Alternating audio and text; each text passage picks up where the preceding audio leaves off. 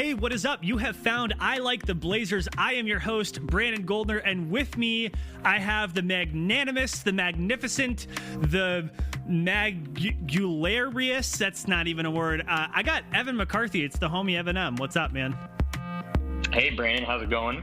It's good. It's good. It's a little dark here. I'm like looking outside and like the clouds have gotten rather purple rather quickly. So it's definitely going to start raining in a second, but I am indoors and dry, so I'm feeling pretty good. Yeah, I cannot relate. I'm down here in New Orleans, and it was just got back from my bike ride. It was 71 and sunny, so you definitely not cannot the same. relate. No, but you know, New Orleans is built different. Hit me up in 2 months when it's 100, but feels like 120, and you can't be outside for longer than 3 seconds. Because that will happen. That will happen soon. Yeah, no, that's a good point. Yeah, get your bike riding in now. We actually, we had a pretty good stretch of weather the last week or so. So I'm not even going to complain about it. And that's coming, after we had a couple weeks before that, just a ton of snow. Yeah, crazy stuff happening here on the West Coast. But Evan, you convened this meeting, sir. You are the convener of this Zoom meeting. Actually, I guess we're on Skype. But yeah, you hit me up and you wanted to chat. Why don't you give a little rundown of what you were thinking for this show?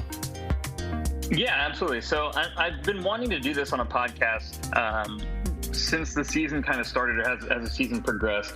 I know it's kind of hard to do it mid-season because everything is so fluid, especially in a condensed season.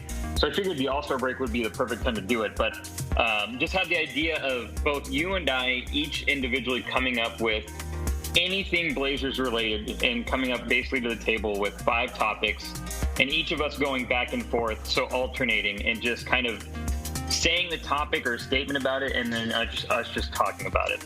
And, again, anything Blazers related, like first half of the season, historically, whatever.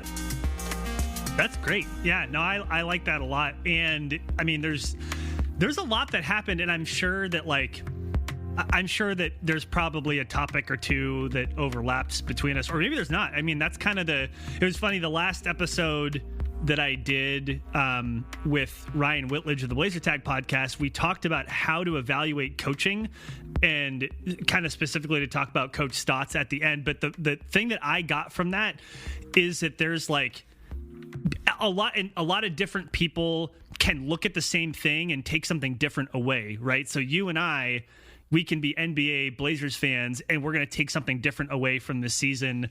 And I think that's really important just to kind of reiterate / talk about that the way that we approach being a fan or an analyst or a reporter, it's going to be different from person to person. And I kind of wish that people, and maybe I'm guilty of this myself, in fact I am sometimes, to be completely honest, I wish that people would kind of chill out and just be okay with the fact that people might disagree with them or see something different, right?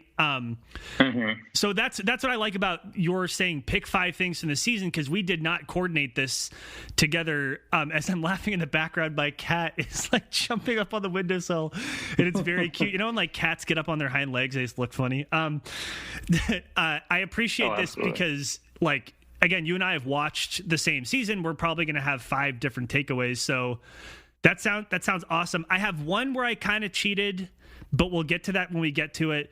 And you said that we wanted to alternate. So why don't you kick it off? What's, like, of the 5 things that you would pick so far from the season, what's the first thing that came to your mind? Sure. And we are recording this on a Monday, the Monday after the All-Star break. And this one just made my list because of what happened yesterday. I feel like it'd be fun to talk about. Our young son, Anthony Simons, winning the dunk contest last night. Yeah, that was on my list. Tell me about that. Yeah, it was interesting. Obviously, the format, which is different than it's been, they held it during halftime. So obviously, they had to change the format in that they weren't going to get as many dunks in, and there were only 3 contestants. I don't know if there were 3 contestants because they couldn't find a 4th. I'm assuming that they wanted Zion to do it, and he just probably didn't want to do it. So they're like, all right, it's fine. We'll just have three contestants. But yeah, I mean, it was exciting. The dunks he did were fun. I like, the dunk he did where he put the hoop on the hoop and put the ball up there was pretty innovative. And I like the idea where he's like, I need to show people how high I can jump. Exactly. Because, it's one of those things where, like, in these dunk contests, you feel like you've seen everything. Like, we feel like we've seen everything. So it's like, all right, well, can someone make a dunk that's already been done more flashy? Whereas for him, he's like, what if I just show you I can jump higher than everyone else? And I'm going to show you that. Was that your favorite dunk? He did 3 dunks, right? Was it 3? Yeah, he did 3. Was that your favorite? That your favorite one? No, it was probably the kiss the rim one was probably up there. I mean, the most impressive thing is that he made all of them on his first attempt, which I think it cannot be understated how impressive that is in a dunk contest. I believe Vince Carter, the famous year, the Vince Carter one, I believe he made all of his dunks on his first attempt, which made all of them like that much more crazy. I think which one was your favorite? Huge too. I feel like they should get, and maybe they did in the scoring, they should get extra points for doing it on the first try, honestly. I'm sure that in the back of the judges' minds, I'm sure they're probably told not to think that it should hold more weight, but I'm sure they do. I don't see why not. And do you know, so like, and I had I wish I could have talked, and I don't know if you know this, I have experience coaching up a slam dunk contestant. No, I wish. I have experience coaching up a slam dunk contestant once, actually. What, in really? the NBA. So, yeah, I mean, halfway jokingly. So back in college, I was working at Just Sports, the Clackamas Town Center. Shout out Jason Cobb, who I'm sure listens to your podcast, actually. Oh, yeah, Mr. Cobby Cobb on Twitter. Oh, yeah, he's the best. Yeah. He's the best. He used to be my boss back in the day. And I worked at Just Sports, and it was heading into All-Star Weekend, and Freddie Jones came in, who was – did he go to the University of Oregon? Like, he lived in Oregon. I think he did, he has some tie to Oregon, but he came in to buy a Mitchell Ness jersey, and we were hanging out in there, and he was going to be in the dunk contest, and it was like the day or two before, and he comes in, and we're talking to him. And I told him, again, like, I'm big on you got to do stuff that in the dunk contest no one's ever seen.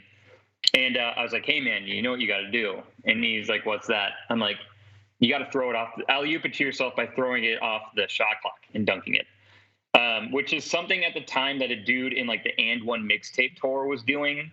And this was, like, back before the internet was huge. So, like, you know, people weren't, like, logged into YouTube and seeing it. Like, you have to watch that show to know it. Yeah. Oh, yeah. And I'm like, man, no one's ever done it. No one's done it in the dunk contest. It's something, and he kind of laughed it off. It was like, yeah, we'll see. And then, of course, he didn't do it. But yeah, that was me coaching up a slam dunk contestant. I hope you got your consultation fee from that. Oh, yeah, for sure. I probably ended up giving him a discount selling the jersey. Oh, man. Okay, specifically with Simon, so I think it should be said, did we mention this? That he was the first Blazer to win the dunk contest, which I think is massive. Consider how many times did Clyde Drexler participate? At least a couple, right? Yeah, he was in it. I know, obviously, he was in it against Jordan one season, and it had to have been the late 80s. I think he had been a couple times. I think Jerome was in it once. Yeah. Dude, Clyde was in it 5 times, 84, 85, 87, 88, and 89. Yeah, which is like, it's never insane. Won. And never won, which is insane because Clyde, I mean, not the most explosive dunker, but like smooth as hell. And like, it just, I mean, I guess in that era you had Jordan, you had Dominique Wilkins, like it's maybe Spud Webb was a big like, yeah, you know, like the Nate Robinson. He's 5'5", so and he's dunking, like, good for him. Like I always felt like that was kind of a bullshit dunk competition win, to be completely honest. But I mean, shout out to Spud Webb. Sure. But yeah, Anthony Simons being the first to win, and yeah, so you're saying like, Clyde Drexler's been in a Jerome Kersey. We've had, I mean, J.R. Ryder was not with Rudy the Blazers Fernandez at that time, I don't think. Yeah, Rudy was though. So did you ever read that story about Rudy Fernandez's dunk contest? Like, no. I think quick. So it frustrates me to no end. I remember reading at the time, I'm pretty sure it was Jason Quick, who it was a situation where, you know how the media gets led into practices at the end of practice, and so practice breaks, the media comes in, and Rudy was before the dunk contest, and Rudy was practicing dunks. And like Jason Quick said that he saw Rudy Fernandez with ease do a dunk that I don't think anyone in the NBA at that time, no one could do.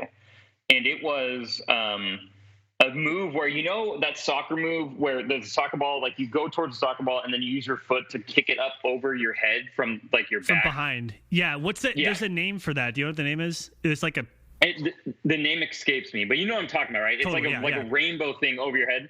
Apparently, Jason Quick said that he saw Rudy Fernandez do it with ease, where he alley-ooped it to himself and dunked it doing that.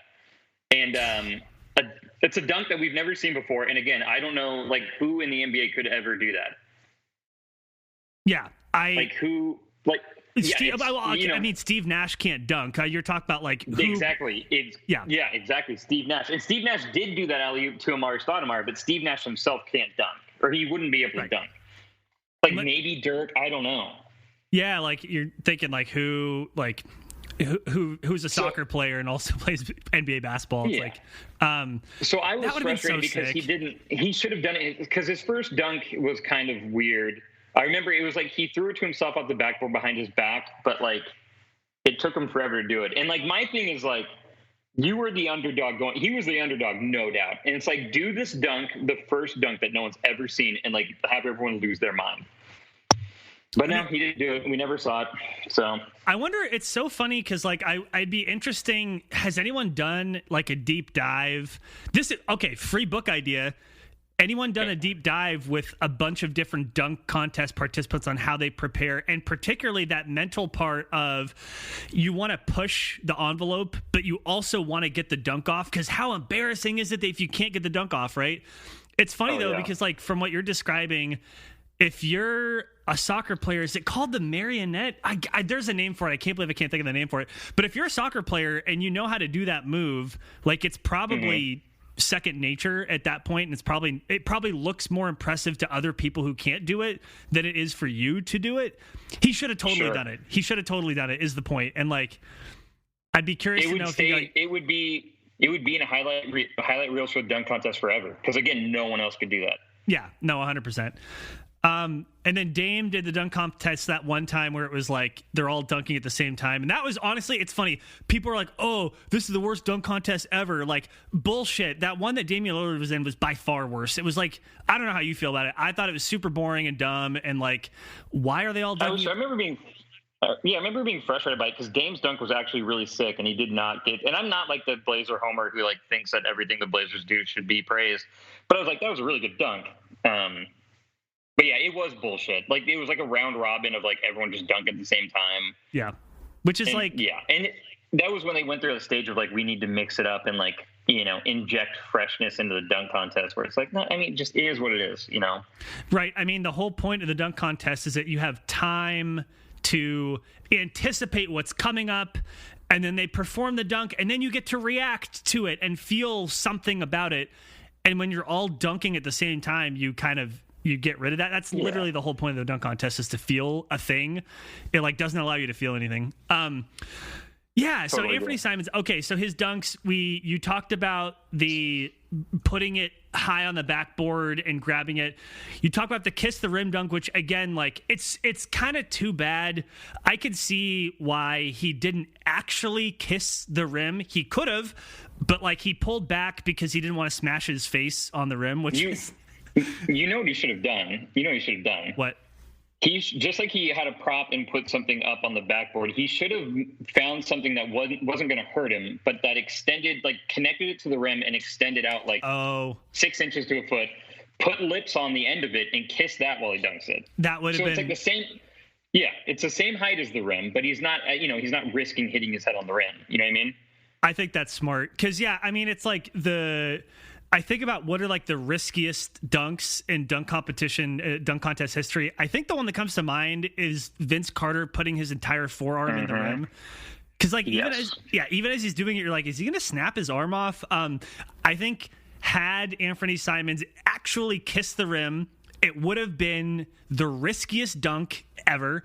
It probably would have been a bad idea. And I agree with you. I think that would have been perfect because he would have had something to line up with and he would have gotten the visual of his mouth lining up against something. As it was, that was my favorite dunk too. And it makes for a really, really good photo. He also, by the way, like the production value on Anthony Simons' end to like after he performs that dunk to, like, blow a kiss, like really good theatrics and reinforcing what he was trying to do with that dunk, right? Yeah. His other dunk, he put on the Tracy McGrady jersey and he did like a 720 in air quotes, kind of like behind his back through his legs. Can you describe it better than I actually only? No, he alley-ooped it to himself and did like this, like you said, it was like a 360, maybe a little bit more, but like he grabbed the ball and like put the ball like pumped down and up. It was an interesting choice because he took a dunk from that dunk contest that was probably like the 7th most impressive dunk. Like Vince Carter, all of his dunks were more impressive. Yeah. Like when he first broke out the Raptors jersey, I'm like, oh, Vince Carter. And then I like, Tracy McGrady, whatever. And it was a good dunk. And it was, it's always interesting because out of the dunks that you maybe do on the fly, like for instance, when you see the other contestants, if one of them fucks up, like you could do calculus where it's like, oh, all I have to do is make a semi-decent dunk and I'm going to advance to the next round, for instance. But like that is a dunk where like, no, you have to do, if you put on the jersey, you have to do the one that you set out to do. Right. But that was good. No, 100%. And, that was probably my least favorite of his dunks. One more question about the dunk contest. Do you think that between Anthony Simons, Obi Toppin, and Cassius Stanley, do you think that they picked the correct winner? Do you think that Anthony Simons deserved to win this? Yeah, not only do I think he deserved to win it, I was shocked that it was the final. So the final round was, you didn't give a score. You just picked who you thought won, and it was 3-2. Like Obi Toppin got 2, and Anthony Simons got 3. Right. And I was shocked by that. I thought it should have been 4-1 or 5-0. I mean, all Obi Toppin did was put the ball between his legs. So run at the I have a question about that last scoring. Did they talk about whether they took into consideration the previous dunks when they gave that final score? It's a good question. I asked that because that's the whole thing.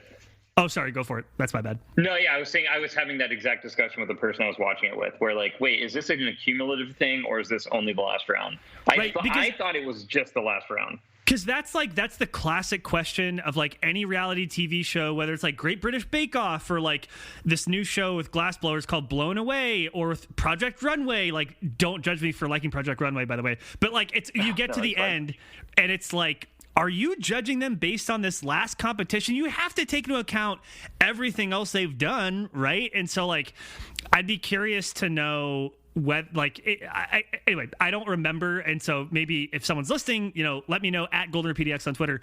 But yeah, I think that's always kind of like, how do you judge it? And I think you need to look at the totality of everything they did, because I think it's unfair to judge a person based on one of the thing that they are doing just because of where it was in sequence. I've never really prescribed to that.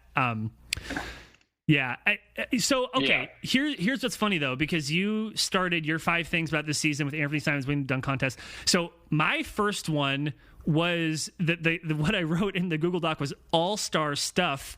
So that was part of it. But the other part is to give props to Damian Lillard for scoring more points in the All-Star game than any Blazer ever.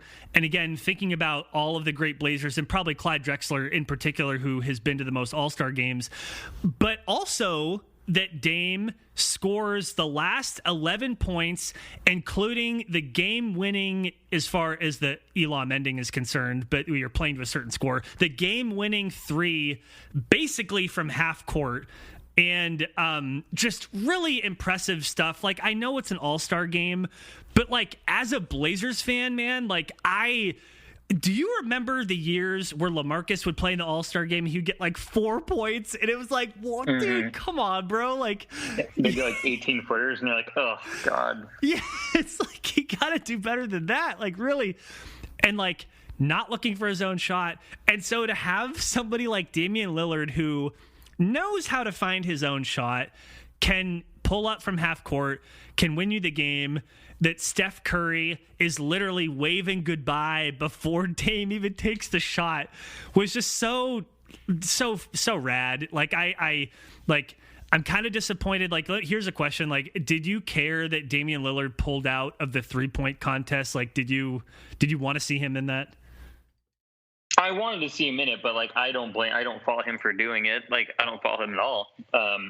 Obviously, as a Blazer fan, like I would be more pumped to see it, but like I'm totally fine with him if he's like I would rather rest. Fine, great. Yeah. I don't know. It was definitely for us as Blazers fans, it was like a really, really good All-Star weekend to have. I mean, we're not even going to discuss Robert Covington and the skills challenge because they need to get rid of the skills challenge. He did shine in the fact that they had that little segment with him where he donated the money and he just looked like a big sweetie. So like he did come away as a winner in my mind.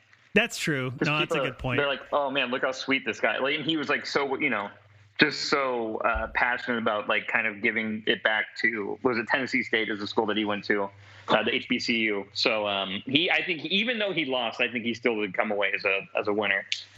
That's true. Anytime you can cultivate that big sweetie energy, you're doing something right.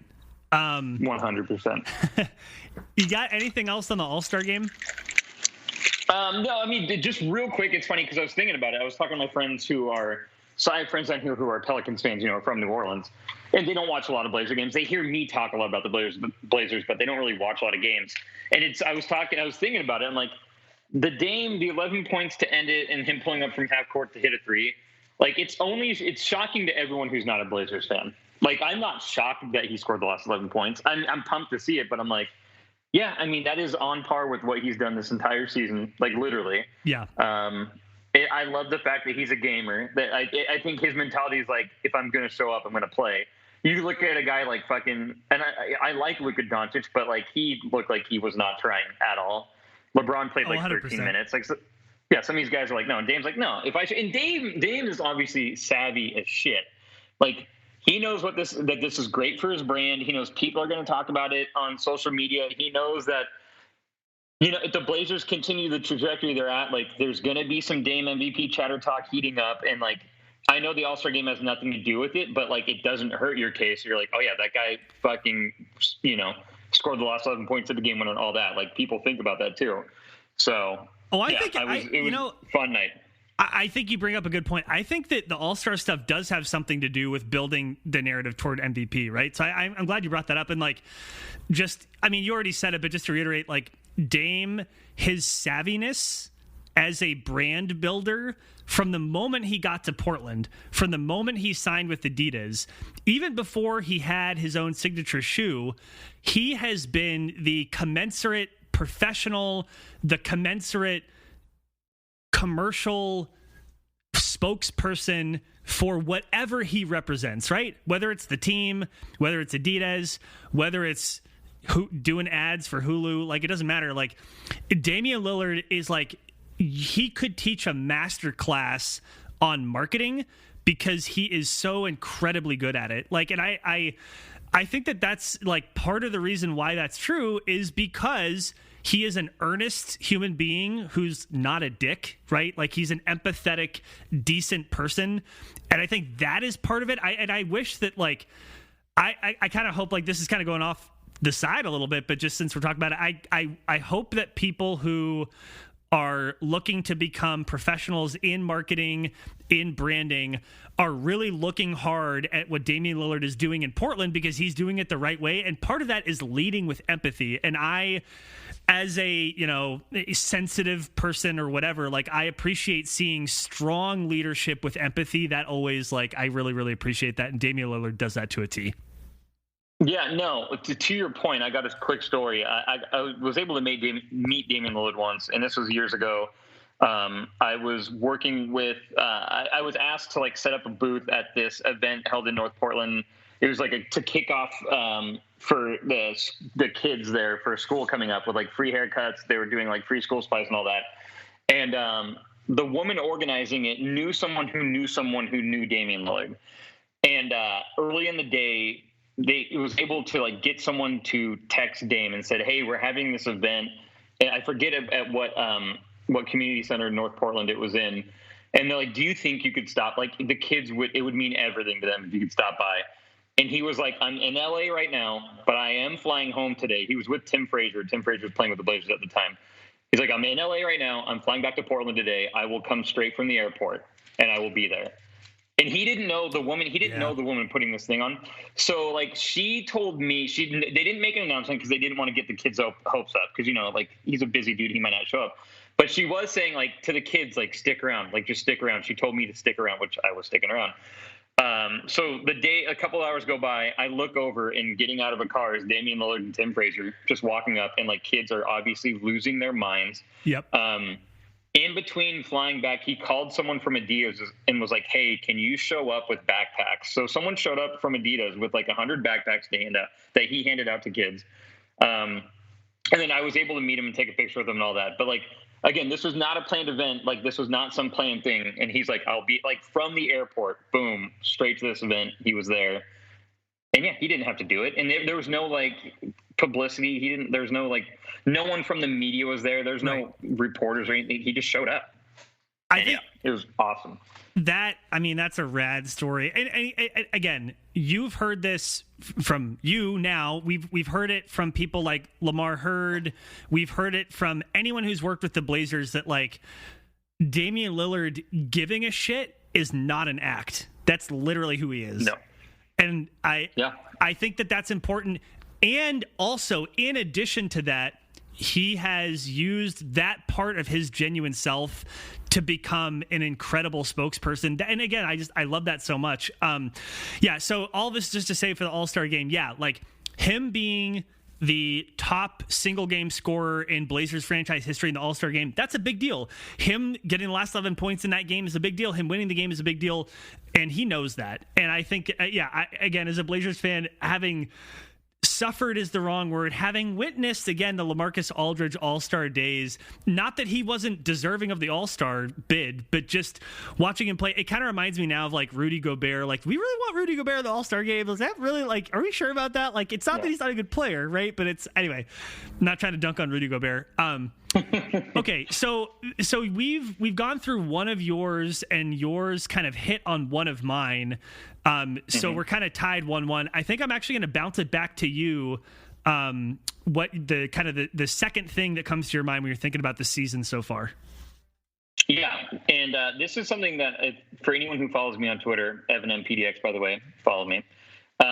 This is something that I've actually tweeted about and I've thought a lot about. And now in preparation for this podcast, this is going to be fun because we're going to go through some names.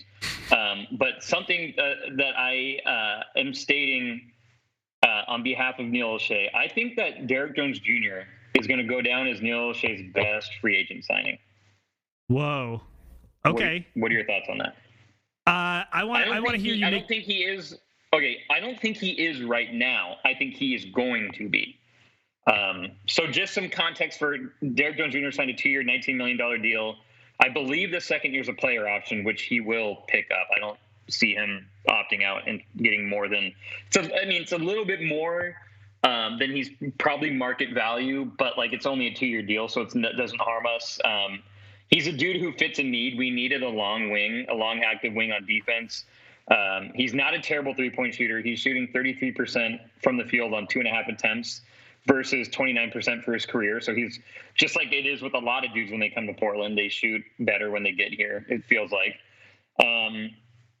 And then so I wanted to get your take, and then I'm going to give you a list of other free agent signings that notable free agent signings that Neil O'Shea has made in his tenure. But I wanted to get your kind of reaction to that.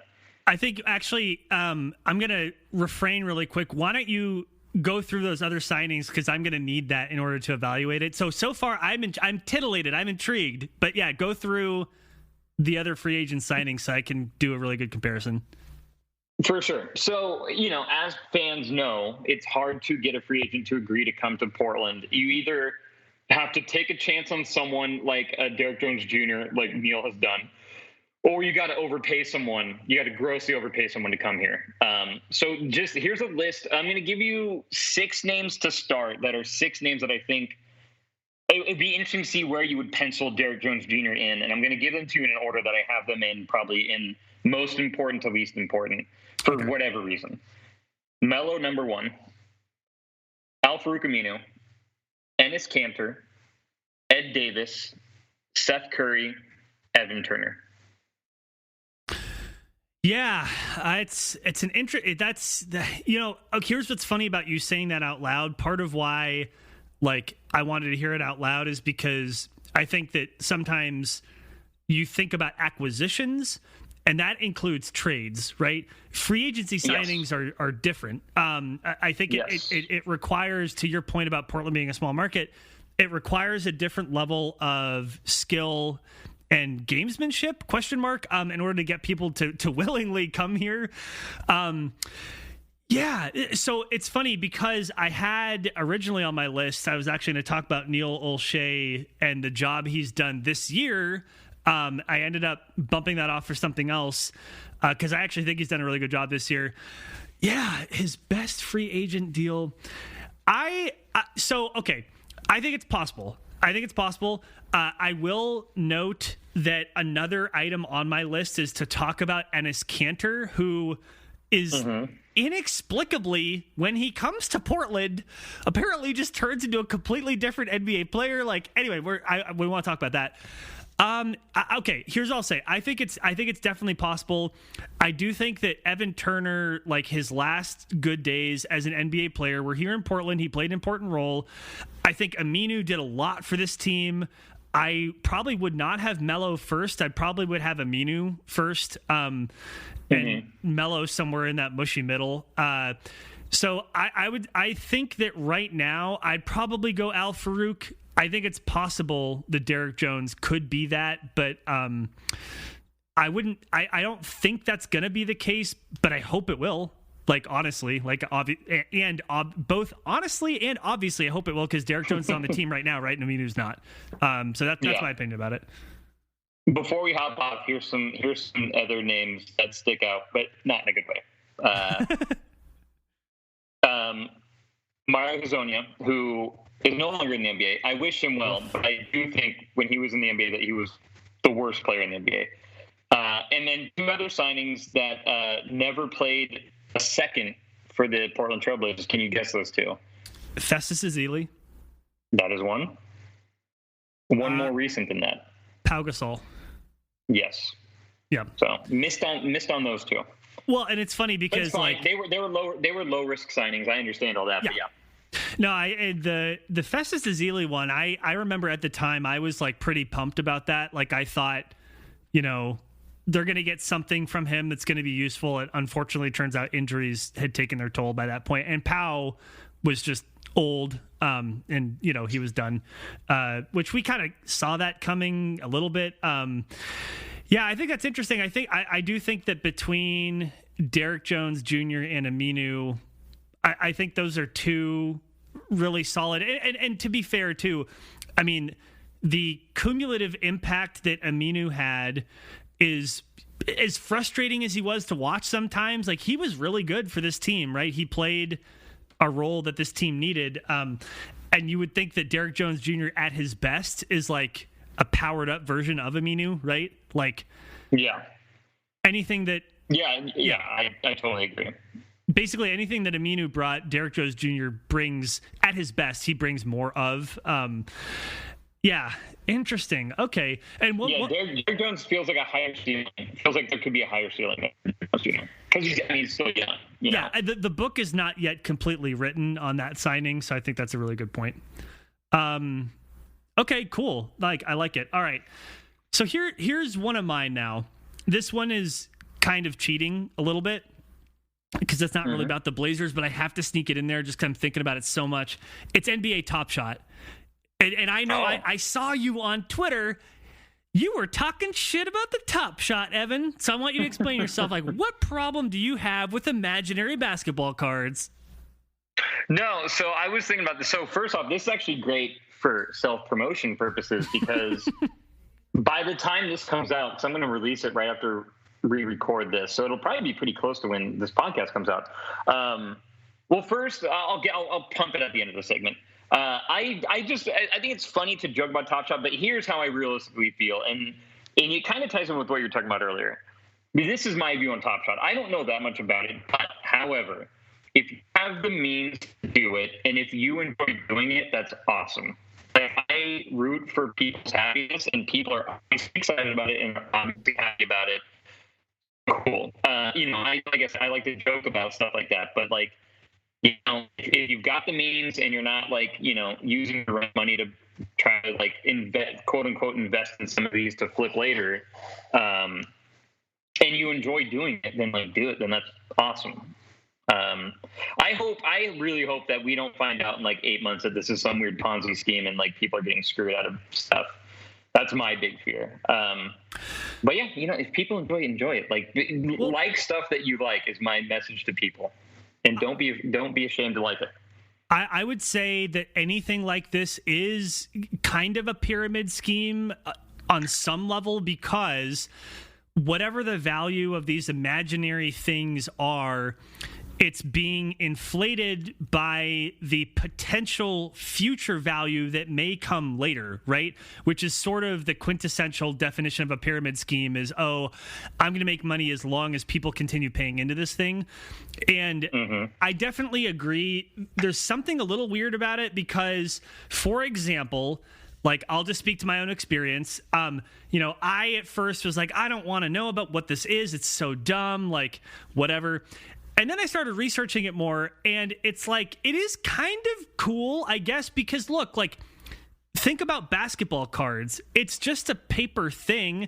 You could find a picture in a newspaper, in a magazine. You could clip it out. We don't really need the thing to say Fleer on it in order to give it value, right? And it really kind of, it got me into an existential turmoil where it's like, wow, all of this is so fake. Money is fake. Society is fake, right? So it's like, as much as people want to shit on Top Shot for like, it's virtual basketball cards, they don't exist. Well, all of this is sort of, it's like Tinkerbell. We all believe in it, and so it works, right? This is no different. So I was like, then looking at it from that perspective, it's like, it's kind of cool. It's like little video things. You can collect Blazer ones. Like, okay. The thing that's odd is, again, my experience, like the other day, you have to go to the site around the time that the packs drop, and the packs have like a couple different video highlights. If you don't know what these are, they're virtual trading cards, right? And they're little video highlights. So really it's like each card, they call it a moment, and it's like a dunk or an assist or a steal or whatever. And packs come with a couple of them, and some of them are more rare than others. And the thing that struck me that's really odd, it's kind of freaking me out. I paid $14 for this pack, and you have to get in line, and they put you in a lottery system, and maybe you get it, maybe you don't, because there's so many people who want it that they can't have enough to give out. And it's all kind of based on blockchain technology. So they are encrypted, and each individual moment has its own serial number. So, even though it's virtual, that it's unique. But I'm really taking a long time to get to my point, which is, paid $15, and one of the moments that I got when I went to look at what people were selling it for, because it was like a low serial number, which is apparently kind of desirable, people are selling this for like several $100s for $1,000.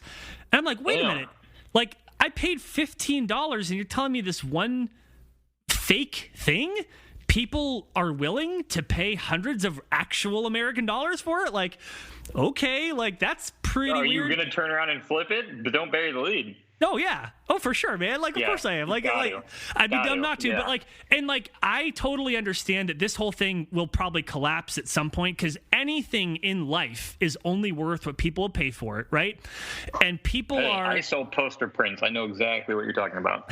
I sell art for part of my living. I know exactly what you're talking about. Right. I mean, it's like anything, right? Like, people will pay what they'll pay for it, and la-di-da. So I don't have any I don't have any dispersions that or misconceptions that this is not going to collapse at some point. Of course, it probably will. But right now, it's being propped up by the fact that not everybody who can get a pack can get a pack. It's also, there's like chatter about, well, it hasn't hit China yet. And once it hits China, it's the same thing with so many NBA fans being overseas that you can really benefit from that. And so many more people will come in, and it's going to prop the prices up even more. But I will just say the most fun I've had so far is just finding a Yusuf Nurkic dunk for a relatively low price and adding it to my collection.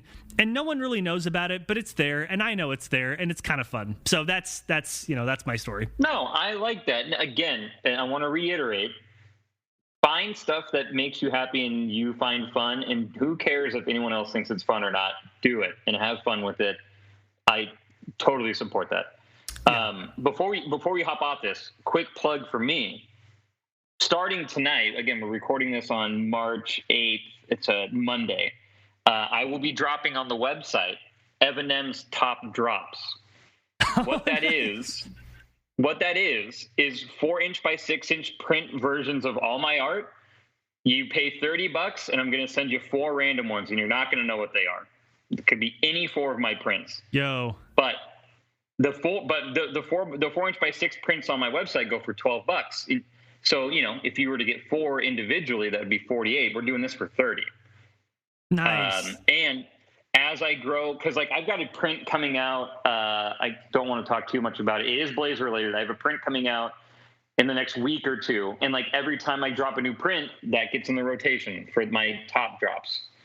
So the collection will grow. And the other thing I'm going to do is that every once in a while, I'll throw in a colorway of one of one of my prints that won't be available on my website. So you can't buy it on the website, but I'll throw one in there. I'll change up the colors in the background, so then it's very rare because I'm not selling it. That's rad. So that is happening. I like that a lot. That's really, really cool. Yeah, I mean, top drops. That's so funny. I hope their copyright lawyers don't come after you. No, just kidding. That's rad. God. And look, I mean, support local artists, support dope art, support Evan's stuff, obviously. And as opposed to Top Shots being digital, these are physical, baby. Right. Put them in a frame, put them on your wall, put them in your office, put them wherever. They actually exist. Yeah. Which is a huge advantage. The Top Shot stuff, I mean, my last word on it is it's so interesting to me, and I'm sorry if you get offended by this, the entitlement of people who demand that if they buy a pack, that they make money off of it no matter what forever. I'm in the Discord channel for this, and people are so upset because the marketplace has been down.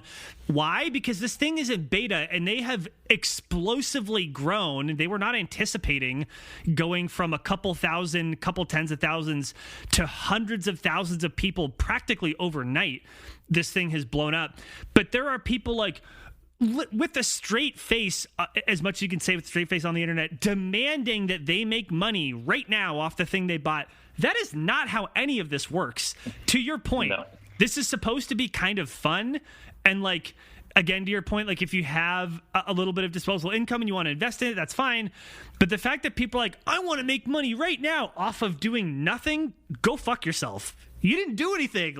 Give me a break. Anyway, that's it. So if it's like going and buying scratch offs at the convenience store and screaming when you don't win money. You're right. Wait, right. I want to win money. Oh, it's so funny. Anyway, okay. Doesn't work that way. That's it on Top Shots. Okay, what's your third moment?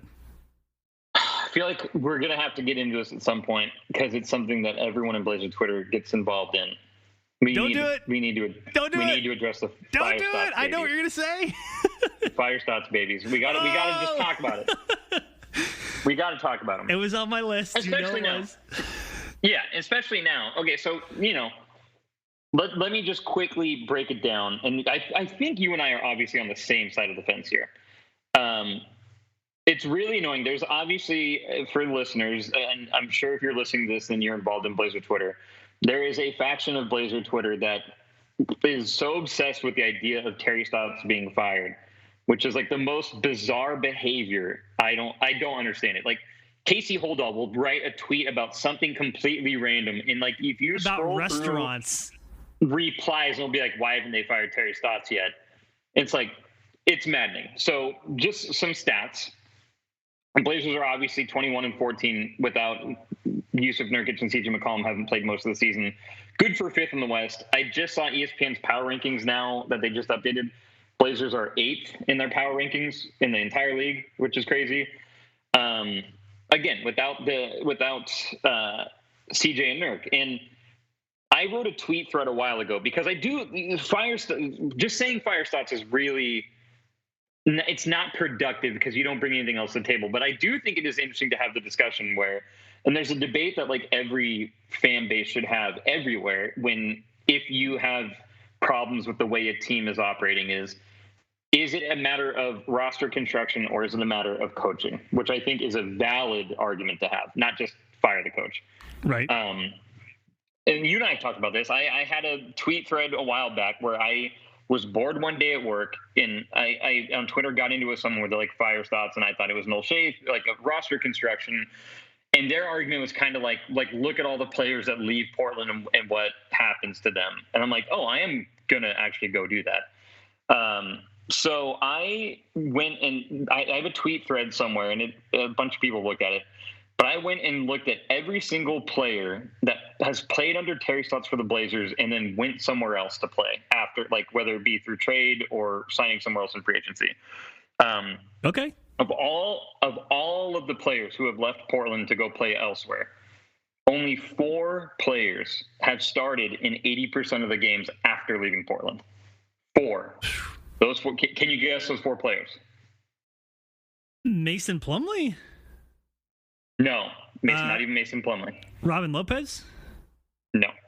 My God. Oh my Lord. I don't even know. I'll give you a clue. 3 of the 4 are dudes that weren't part of Olshey's. Like they were here before Olshey got here. They were part of the team. LaMarcus. And then look, LaMarcus has started. Well, no, not this. And when I made this tweet thread at the time, LaMarcus had started every game, but I don't think he starts for the Spurs anymore. Okay. But LaMarcus is one. Why is this so hard? Two other dudes that played with LaMarcus. Batum, because he was starting in Chicago. Batum is 2. Wes Matthews? Wes Matthews is 3. And the 4th is a dude that Neil drafted, and then he left via trade. And he currently is hurt and wouldn't be starting if he was healthy. This is so funny that you think that. A very polarizing player in Blazers history, in recent Blazers history. I'm going to listen back to this and sound like a complete idiot, and my brain is just going blank. Do you want me to tell you? Oh, yeah. Myers Leonard. Oh, Myers Leonard. Yeah. So those are the 4 players. Again, 4 players, 80% of the games after leaving Portland. 3 of the 4 were before Olshey's reign. So that says a lot. So it's not like the Portland Trail Blazers get these dudes and they leave. It's not like the Jermaine O'Neal situation all over again. That's not happening here. Right. So, yeah, I mean, you look at that and it's like, all right, well, I mean, Stotts is dealing with the roster that he's given. Another stat that I just tweeted about right before this was, I looked this up. The longest active playoff streaks right now in the NBA are the Rockets at 8, the Blazers at 7, and the Raptors at 7. The Rockets are obviously not making the playoffs this year, so that streak will be ended. The Blazers look good right now. Like they're going to keep the streak extended to 8. And the Raptors are the 8 seed in the East, 2 games below 500. They're 1 game out of being the 11th seed, and supposedly Kyle Lowry's being shopped. So the Blazers at the end of the season could be sitting by themselves as the team that's been in the playoffs 8 consecutive years in a row. You don't fire a coach that gets you to the playoffs 8 years in a row, especially given the injury history that we've had and just how the rosters are constructed. It's crazy to me. So I think you made a really strong case. I think you laid out a lot of why the people who would like to keep Stotts would want to keep Stotts. I will do that thing that people do, which is where they play devil's advocate. So here's where I have come in my journey. I still believe that Stotts is the right coach for this team. I'll be completely honest that my support for him is less now than it used to be because other people who I don't always agree with are making arguments that I find compelling. And specifically, so I want to get to your point about kind of the people who talk about this incessantly on Twitter. I do want to get to that, but really quick, let's talk about folks who would prefer a different coach. My take on this is that they focus a lot on process and not necessarily result. And so the argument would be, well, he's successful, he's getting the playoffs, but that's not the only thing you should look at when you evaluate the coach. If you look at how he is coaching, in these people's view, he's not a very strong X's and O's coach, which is borne out by their, lack of creativity in their offense and their inability to be more effective than they are on defense. But the biggest thing that I hear from people who don't like Stotts, who want a different coach, is that he is not successful in the playoffs, specifically because he is not flexible enough, that he is not a flexible enough, a diverse enough X's and O's coach in order to play good playoff basketball. So that is what I hear most, is that they are valuing the strategic X's and O's part of coaching a lot more than other parts of coaching. I think what you did was you laid out an argument that says, hey, there are some other things you should use to evaluate a coach, which I think is true. We didn't even talk about kind of the emotional maturity part of it. It's, again, the episode that I had with Ryan Whitledge, we talked through some of these things too. The fact that you have a coach that the best player, a transcendent player, an MVP caliber player, which Portland never has, that he believes in this coach and that matters, and that this coach gets the most out of that player and their other two best players, that matters. And I think that is also true. So all of this is just to say, before we get into kind of the people who are on Twitter incessantly calling for Stotts to be fired, I would like to entertain that I think there are really good reasons why some people would prefer a different coach, and some of those arguments to me are compelling. So I don't know what you think about that, but that's kind of where I've started to land.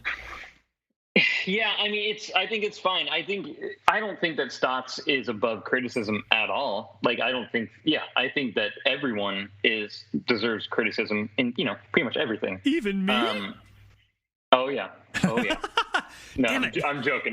I thought I could be beyond reproach. No, I'm just kidding. Before we talk about these children, the other thing... Oh, come on. All right. The other thing is, and this is a stat that I've looked up. In the last 20 years, there's only been one team that has won the title with one All-Star, and it's the 2011 Dallas Mavericks. To win a title, you need more than one All-Star, and Damian Lillard had a second All-Star with LaMarcus Aldridge, who for some reason, for many reasons, only reasons he knows, he did not want to stay in Portland, and he left. And then that's a whole other episode. I just really quick, you and I were part of a group that were talking about that on Twitter, and just to say that, you're right. It was up to him, and, Godspeed to him. His reasons, yeah. So that being said, in the past however many years, Damian Lillard has not been paired with another All-Star. And that is frustrating because history shows that you need to have two All-Stars to have a chance to win a title. And one ain't going to get it done unless you're Dirk Nowitzki. And that 2011, and by the way, who was on that coaching staff in 2011 Dallas Mavericks? Terry Stotts. So I will say, though, and this is one of my, I'll just hint that one of my items on my list is CJ's resurgence.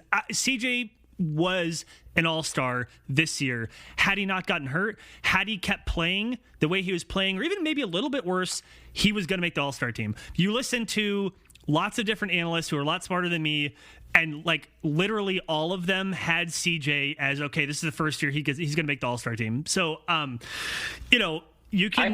I think CJ was playing better than Dame at that time. I thought Dame kind of struggled at the start of the season. I honestly thought that CJ was playing better than Dame. He was for a while, and maybe kind of near right before he went out, it was starting to equalize some more. But I think that I will just say, let's leave the CJ stuff aside for a second. So okay, you're right. So Dame's never had another All-Star except for LaMarcus Aldridge, and he bounced. One quick thing I want to say about the people on. I'm trying to be nice, so and not even trying to be nice. I want to be mindful that there are perspectives other than my own, and that if people are saying certain things on Twitter, it doesn't mean you're a bad person. Some people like to say stuff on Twitter. I sometimes will say stuff to rile people up. I want to try to lower the temperature a little bit, but I do want to talk about people who incessantly talk about Coach Stotts being fired as if that is the only thing, Evan, holding this team back from a championship. I categorically reject that. That isn't true. There are so many worse coaches in the NBA right now when you look at all of the different things that we use to evaluate a coach, from their X's and O's to their playoff success, to how the players like them, to their ability to manage a locker room, to manage egos, to their ability to flex with what the NBA is doing and change with the times, to their ability to change as their personnel changes. Lots of different ways to evaluate a coach. The argument that the only thing holding this team back from being some perennial juggernaut is Terry Stotts is the reason why they are not that isn't true. And I want to say that with my chest. And there are people who will go out of their way, as you said, that Casey Holdall will be talking about restaurants, and people are sliding in there with hashtag fire Stotts. It is an odd, not a great thing, I think, from Blazers Twitter. I have not seen a phenomenon like this in Blazers Twitter. And you know me, like, I've been on Blazers Twitter for a long time, man. Like, I got my start in Blazers stuff doing, managing the social media for Blazers Edge. I used to live tweet every single game all the time. I've been around. I have never seen anything like the hatred, the vitriol, the venom that I've seen around this conversation, and it is really weird. So with all empathy and with all due understanding, my comment is that I think it's weird. So there you go. That's my on the record comment. My off the record comment may be different. So love it. Anyway, okay. So that's great. That was on my list too. The fire Stotts stuff. Just again, I encourage you to listen to the episode with me and Ryan Whitledge talk about how to evaluate a coach, because I think we did a really good job of talking about the rubric of evaluation without getting into, at least until the end, mostly getting into Stotts specifically. But so that crosses one off my list. What is I think we're on your fourth moment of the season so far. Okay. This is an interesting one. And I think that this ties into one of yours, because you mentioned that you wanted to talk about half of this kind of subject. I am nervous about Yusuf Nurkic's return to the Portland Trail Blazers. Yeah. Tell me more about that, though. I share that sentiment, but tell me more about it. I mean, so looking at stats and just looking at him, just body language wise, he obviously the first 12 games of the season looked not good, which was interesting. I know that he was going through some personal stuff, and coming out of the bubble, it was because he played so well in Orlando. I think kind of the expectations were high for him. And then obviously some personal stuff happened in his life, and he came in, wasn't in the best of shape, didn't seem there emotionally, which again is fine. If these guys need to take a break, they need to take a break. That comes first. It was a rough 12 games. I remember back at that time, even back when he was playing before he got hurt, like I had some tweets where I'm like, maybe Ennis should be starting right now until Nurk gets kind of gets into the right place. Even though I know that Casey or Quick talked about how when Ennis came around his first time, that Nurk was really kind of hesitant to warm up to him, because he thought that maybe why you're bringing in Ennis Cantor. I think it was Casey and Brooke on the Blazers balcony, which is that newly named podcast. Yeah, I think you're right. Yeah, and by the way, shout out to Brooke Olzendam, who's rad as hell, and we don't talk about her enough. But anyway, hell yeah. So yeah, I'm nervous, and the way that Cantor's playing. But here's obviously we need help. Cantor's our only center currently on the roster right now, and he's out there killing himself for this team, like he did when he was here. His last stint. To counter what I'm saying though, and this is where I have some optimism.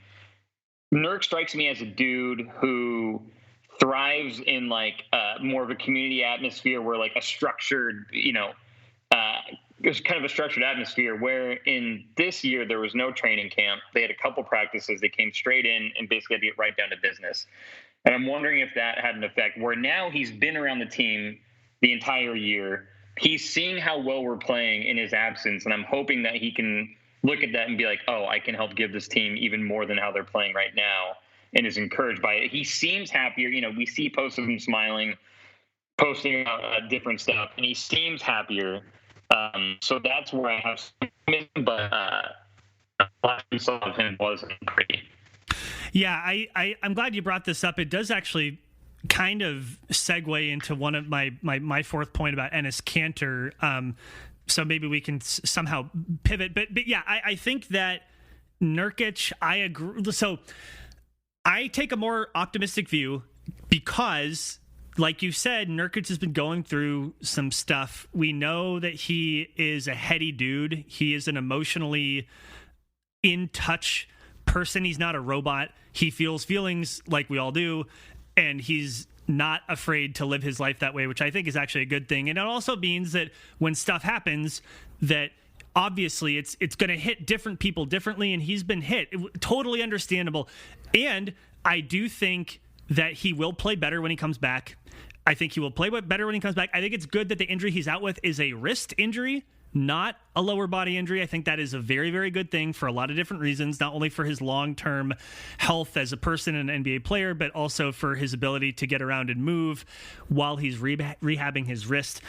I do think that when you put into perspective that you have a different team, and particularly a team where CJ McCollum may have a more elevated role, I think that may be the thing that if the Blazers can work that out when Nurkic comes back and get Nurkic playing his best, as CJ McCollum is hopefully now a different player, as Damian Lillard continues to become better somehow, like every single year, that it doesn't mean that all of their stats will be all amazing, but if they can all kind of with that symbiotic energy, if you will, all play their best as they play with each other, that's going to be a good thing. And if Nurkic cannot fit into CJ McCollum taking on an even more elevated role, that I think could be a problem. Now, that said, I'm not actually worried about that. So all this is just to say, I think it's a really fair concern. I tend to take a more optimistic view. I think Nurkic is going to play better when he gets back. I hope so. I'm obviously rooting for the man. I love him to death. I would love nothing more than for him to come back and show flashes like he did. God, I'm looking at stats, and there's 8 games in the bubble, basically 18-10 with 4 assists and 2 blocks, shooting 50% from the field. Like that's good stuff. Well, here's the other thing too. Remember that at the beginning of the year, the Blazers were trying to assimilate multiple starters and role players that hadn't been on the team before. And they had not been practicing because of COVID. And everybody is stressed out and tired. They're getting tested every single day. The schedule is compressed. They don't really get days off because they have to wake up and get tested. This is an odd year that, particularly with the lack of practice, I think that assimilating new people, maybe that takes time. And I think that we now see that Robert Covington is playing much better, is he not? Derrick Jones Jr. looks more comfortable on defense. That Gary Trent Jr. has solidified himself as a starting caliber player. He's going to get paid. We're not even talking about him so far, but anyway. But all this just to say, he's on the list. Oh, good. Okay. All of this is just to say, I think part of why Nurkic wasn't playing well was just it was an assimilation thing. That is my positive view of it, and I think it's going to get better. So, okay. Yeah, like I said, I think him being around the team, even though he's not playing, I think him just being around the team, being at practices, being at games, I think is going to help. Versus, like I mentioned before, where everyone just walked in the door and all right, let's go, roll the ball out, let's play. I agree. I think it will help, and especially again, a dude like that, I think he needs to know who he's playing with. I think that history's shown that. So, okay. My second to last one is we don't need to spend too much time on it because we've already hit on it in different ways. Enes Kanter fitting in apparently only in Portland. Enes Kanter, man, props to him. His emotional maturity is amazing. I mean, like you said, Casey Holow and Brooke Olsendown on the Blazers balcony talked about Enes being very intentional about the way he talks about his role as a starter while Nurkic is out. And that Enes is very intentional to say, I am not the starter. Yusuf Nurkic is the starter. I will be going back to the bench, right?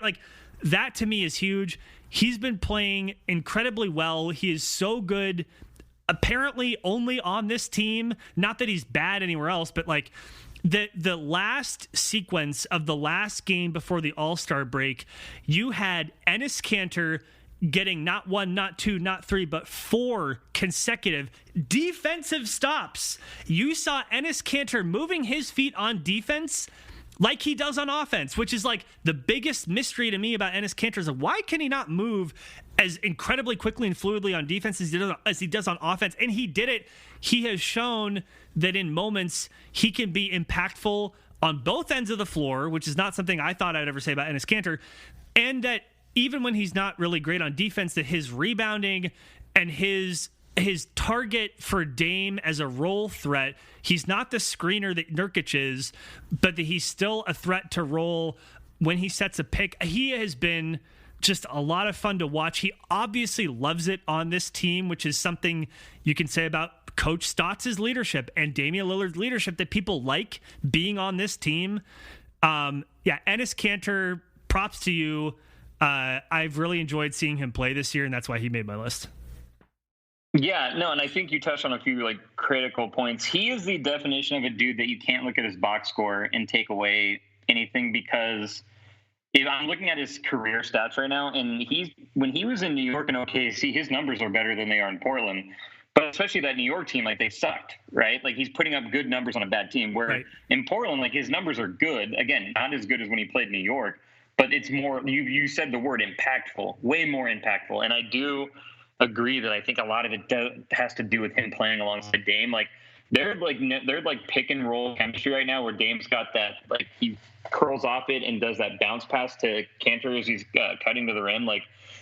They've got that humming right now, and just the way he rebounds the ball on the offensive end, he is averaging 4.2 a game offensive rebounds, and that is the second most in his career. He in 2014, 2015 in OKC, he averaged 5 offensive rebounds, but 4.2 would be his second best in his career. So he's parking himself in the paint on offense and gobbling up everything. And yeah, his impact can't be overstated for this team for sure.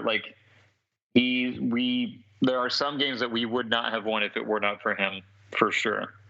Yeah, and you said it. The impact that a player can have on a winning team in the Western Conference, which is the better conference by far, that cannot just be measured in the metrics. And I think it's really important that you look, both at maybe advanced metrics can tell that story a little bit, but also look at it in the context of the team they're playing on. So yeah, shout out to Enes Kanter.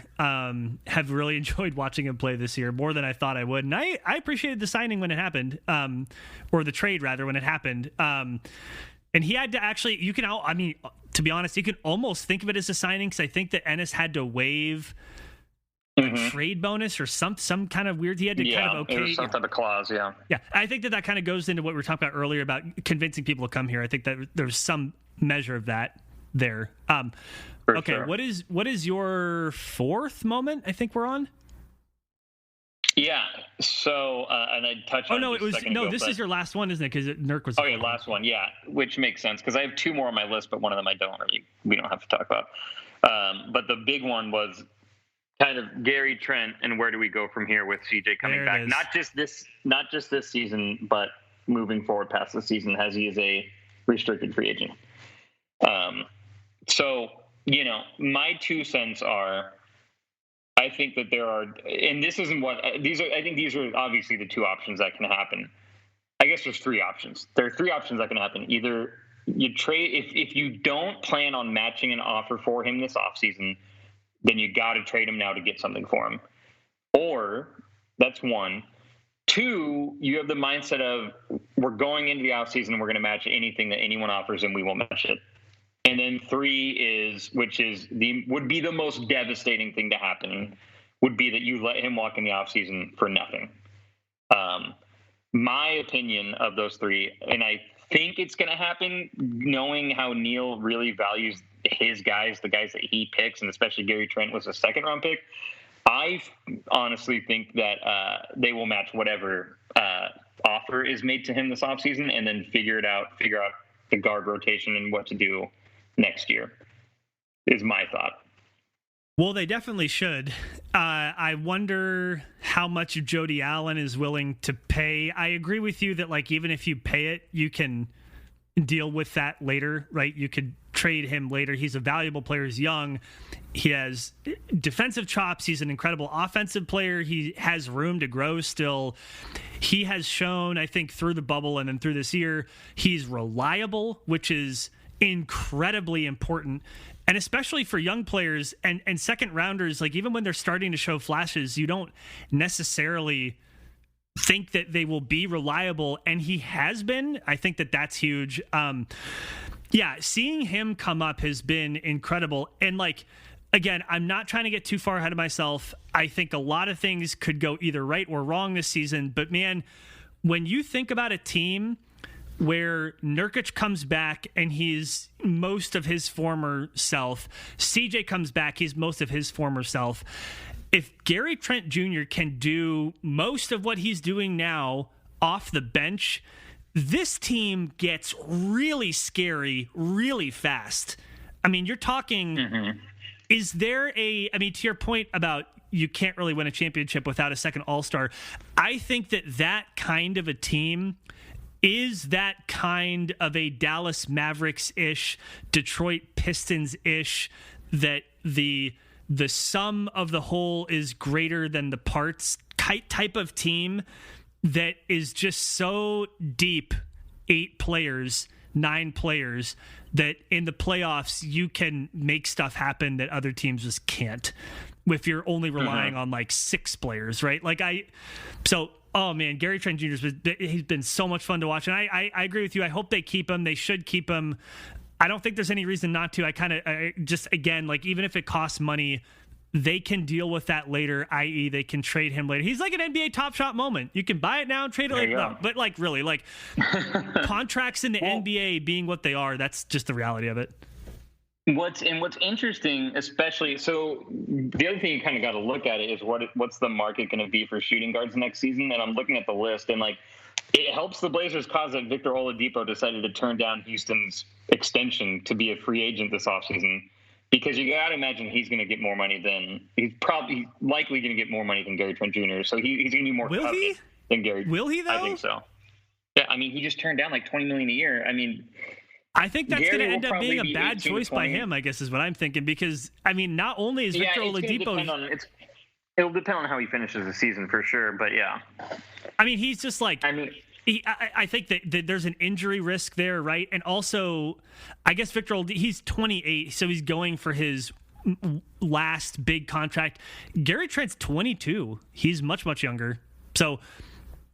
I mean, I don't know. The other thing that might help us. Well, Gary Trent has been killing it starting. In like, I wish he would start, but like when CJ comes back, he's obviously going to start. So like, maybe him coming off the bench, it won't have the same effect as if he started the rest of the season averaging 19 a game and shooting 45% from 3, where a team's going to be like, oh shit, like let's give him $20 million a year. But I mean, he's probably going to get an offer around that. And Neil, you got to go back to Neil, like the mindset of Neil. Like Neil loves his dudes, loves his guys, and Gary Trent was a second-round pick, which makes it even more like, look what I did with the second-round pick. And yeah, you can't let him walk. I mean, it's either if the trade deadline comes and goes and he's not traded, then like. If I were a Blazer fan, I would assume that any offer will be matched. It's going to hurt, the checkbook for whomever, Jody or the team, whatever. But I think that's going to happen. It gives your team more flexibility to make a consolidation trade or something if that's what you want to do also, right? Like, I mean, and again, like the no injury history, he's shown consistency, he's young. It's going to be a valuable contract because he doesn't have this inflated sense of his worth. And that's the other thing about Victor Oladipo is like, he wants to be the man. Like the way that he played, it's been several years now, he would have deserved it, right? But Victor Oladipo would have, but he just hasn't been that player. And like, I don't think Gary Trent has any, delusions that he's going to be the number one option on a team, at least not right now, probably. So that's going to be, I agree with you. The Blazers have to keep him no matter what. I think they will. Yeah, but yeah, it's going to be interesting to see which team is the one that's going to make that big offer. Like who's going to come out and make, because someone's going to make an offer. Oh, yeah. It's like, who's it going to be? 100%. Okay, well, my last item, and we've already kind of touched on it, so we don't need to spend too long on it, but just to say it's important that CJ's surge, that he became what I would consider to be an all-star player this year, has been huge. And I will say, I'll be the first to raise my hand and say, the way that CJ played early this season, I know it was only 13 games, but it looked sustainable. The shooting maybe will fall off a little bit. The way he was doing it looks sustainable. A career high in assists, career high in points. His shooting was, of course, off the chain. I didn't think that CJ had another gear in him as an NBA player, and he has proven that he does. And I think that that's huge. And I think it's a credit to him. And I do think also, we've talked about it, and to repeat your point, teams have a tough time winning if they don't have two all-star players. CJ, the way he was playing, would be an all-star, and that does take an incredible amount of pressure off of Damian Lillard. Because like the difference between CJ shooting 39% from three and taking 6 threes a game, the difference between that and shooting 44% from three and shooting 11 threes per game. So that's the thing. It's not even just his shooting got better. 11 threes. So listen to the past couple of years, 3-point attempts, okay? 5.9, 5.5, 5.9, 6.4, 7.3, 11. Like, that is mind-boggling. But he's making, we shoot 44%, shoot 11 threes, please, by all means. Shoot 15 threes. I mean, you could argue he should be shooting even more. If he's shooting 44%, shoot more. But that's what's so incredible about this. It's not just he's more efficient. It's like he's doing more, and it's showing up. And just I couldn't get away without just focusing on CJ. The season he's had so far has just been incredible, and not something I expected, and credit to him for that. Yeah, I totally agree. It's so crazy I'm looking at his stats right now. So points, career high, steals, career high, assists, career high, rebounds, not career high, but close. The 3-point shooting percentage, career high, 3-point attempts, a career high. This is the one, and it's not his career high, but this is what I've always said. I've always argued about CJ McCollum in his argument if he should be an all-star or not, and what he needs to do to get there. I always said if he could average 6 to 7 free throw attempts a game, that would make him not, because he's at 26.7 right now at 3.5 free throws a game. If he was averaging 6, 7 free throws a game, that puts you at 28, 29 points a game. Like, that's like 26.7 is incredible, but that even puts you up further. And when I looked up this stat a few years ago, and of dudes who averaged 20 points or more, the only person who shot less free throws a game than him was Klay Thompson, and because all of his shots came from catch and shoots. And, the way that CJ plays, you would think that he would get to the line more, and that's something I hope that he can, Right now he's at 3.5, which is almost his career high, which is good. I would love to see it at 5, 6, 7, so we'll see. Because that's what Dame, that was a big jump in Dame's career when he started. And right. Granted, Dame fully gets star calls, star calls. Well, and you're not wrong, and I would like to see that too, just to make the case against you. Like, CJ has a floater game that Dame never has and never will. CJ has a slitheriness to him that kind of he relies on escaping weird defensive pressure in a way that doesn't draw contact, but that gets him enough room to get his shot off. And you could also argue that maybe some players are just not built for hitting the ground 1,000 times a game. That's something about Damian Lillard is basically like a balloon. Like, he'll hit the ground, yeah. Bounce back up, right? And not to say, I mean, I'm sure that stuff hurts. I'm sure he's bruised, but that maybe CJ McCollum's just not that kind of a player, and I think that's totally okay. So, yeah, I don't disagree, though. It'd be nice to see him get to the line more, because it would help a lot. It would relieve a lot of the pressure that, especially as he gets older, he's not going to be able to do some of the things physically he can now. Yeah, and like to your point, not even hit the ground. Like, 'cause when we think of like guys that get to line that hit the ground, you think of like Dwayne Wade back in the day and all that. But like there are dudes like James Harden is like a completely special case or whatever. But fuck, I mean, he gets a ton of fouls just by like these like rip through motions when he's driving that they give him calls for, and even on the perimeter. Like, I think there are ways to draw fouls without not getting hammered like Dame, but we'll see. Yeah. I look again, like my big takeaway from CJ McCollum's season thus far is that, to my shame, I didn't think he could be a better player than he was, and he's proven that he can be. And I don't even think the Blazers need him to, shoot 11 threes at 44%, because he's probably not going to keep doing that. But just to see him do it, even, for a dozen games, is really, really, really impressive. Wow. Okay, I think that's all I have on my list. I think that's are we done? I think that's it. I think that's what I had on my list. Dude, I thank you for this. This was really, really, I mean, I got to think about things I hadn't even thought about before. Really, really good suggestion. And again, it's wild that we just spent an hour 20 talking about half of a shortened season, right? Like there has been so much that's happened. Yeah. It's really, super really fun. cool. Yeah. Thank you so much for letting me come on. I had a blast. I love, like, I'll just like think about stuff I want to talk about. And it's like, I need someone, and not even like, doesn't have to be on a podcast. Like, I just want to talk to someone about this. Yeah, dude, anytime. I mean, seriously, I'm glad that you hit me up, and yeah, let's just anytime you want to chat about something, let's do it. One more really quick thing, and then I'll get you out of here. Sure. What do you think, not your best case, but what do you think is going to happen for the Blazers in the second half of this season? There are a handful of games above 500. They're weathering the storm despite injuries. Where do you think let's stick to the regular season. Where do you think this regular season is going to shake out for the Blazers, just kind of in your most likely scenario? Yeah, I mean, my most likely scenario is going to be, it's not necessarily be my most likely scenario. It's going to be my dream scenario. It should be a scenario I think that all Blazers fans should root for. Currently, the Blazers sit fifth in the West. We're a game and a half behind the Clippers at 4.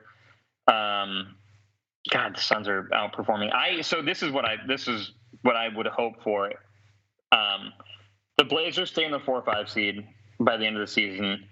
The Suns somehow end up in the 4-5 seed and get them in the first round. I know they're playing well, and I know they just beat us pretty bad, but I mean, Chris Paul and maybe Jay Crowder. They only have a few guys that have like real playoff experience. They got, DeAndre Ayton and Devin Booker have like no playoff experience.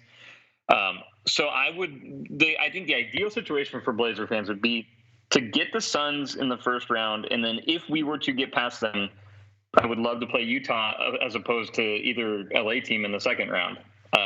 So if Utah stayed at the 1 seed, I think that would be ideal. And, I think with CJ and Nurk coming back, I don't think it's going to hurt the team at all. I think it's always helpful to have healthy bodies. Again, we're playing with one healthy center as it is right now. It's baffling to me that we didn't even bring in just like an extra body, like a big body, just to have 6 fouls. I'm not expecting someone to like contribute, but like, Cantor needs a break, go out there and hack at the guy or whatever.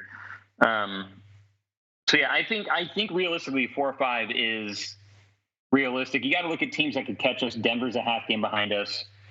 It's remarkable how well San Antonio is playing, given that these past few years we're like, oh, they're going to fall off, and they just don't really. Yeah. But yeah, I think 4-5. I think 4 would be ideal. But we're only 2 games out of the 3 seed, so who knows? Anthony Davis still out, Well, and I mean, I would keep an eye on Anthony Davis. He may be out. I mean, injuries suck, ban injuries. There's a potential he's like going to be out, and the Lakers are just keeping hush about it. Don't aggregate me, bro. But anyway, I agree with you. I think that like not best case, but realistic case, I think 4 or 5, and that's nothing to shake a stick at in this West. There are so many good teams. If you were to lump all NBA teams together, and eliminated the conferences, the Blazers would obviously be doing comparatively better than when they're sitting now, right? And also, like you said, a lot of these different placements are separated by only a couple games. So I think that if you're assuming that other teams can probably also play a little better, I think the Lakers could play better, the Clippers could play better, Utah cannot play any better. But if you assume that, then yeah, 4 or 5 is probably where I see them ending up. I think the one thing I would look at if I'm a fan, look at the point differential.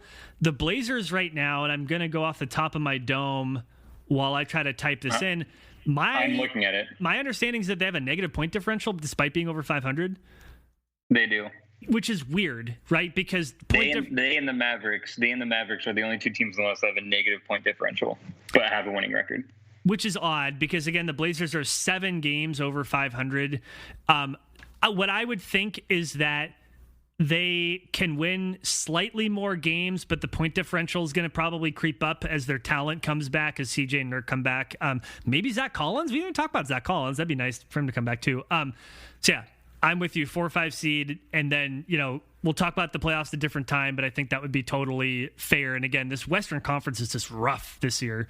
We've said that a lot. In the second half of our schedule is brutal. We have 10 back-to-backs in the second half of our schedule. Yeah, that's insane. Right. The strength of schedule is also very, very tough. There are 2 7-day periods, 2 separate 7-day periods where we play 5 games in 7 days. Yeah, that's insane. It's going to be rough. I think, again, that's why the Blazers, having done so well during this time with major injuries during the softer part of their schedule, it's important to get these wins because it's going to matter for playoff seeding later, right? Like, that's why it matters. And that's why. So, okay, man, this was super, super fun. Thank you so much. And yeah, hit me up. Absolutely. Yeah, hit me up anytime to chat about like anything, life, Blazers, whatever. If people wanted to reach out to you and hit you up on Twitter and or connect with your work, where would people do that? Yeah, so Evanem PDX is both my Twitter and Instagram. I'm more on Twitter, and it's EVANEM. And then my website is evanem.com. Like I mentioned earlier, tonight I'm going to drop Evanem top drops on the website to combat, like I mentioned, our friends at Flagrant, like they said, digital is dead. We're not doing digital anymore. So this is physical top drops, poster prints, 4x6. Fully analog. And so I'm expecting, Evan, that people can only order by mail, right? They cannot order these online because, as you just said, digital is dead. Yeah, they got to order by mail, like a carrier pigeon, telegram, from wherever. I'm in New Orleans, so we got to make sure it gets down here. Go get a beignet with Evan in New Orleans. Oh no, God, don't! I rode my bike down by Cafe Du Monde, which is the really popular place down here, and the line was like a half mile long. Like, not excited about how many people are down here right now, but that's another podcast. It's like the kitschy Portland restaurants that people line up to go to if they're not from Portland. Oh yeah, no, 100%. All right, Evan, thanks, man. Good to see you. Thank you so much.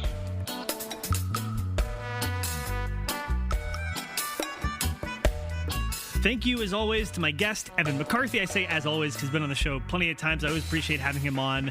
And yeah, check out, I think it was the Evanem's Top Drops, his dope, unique 4x6 art. You get multiples of those.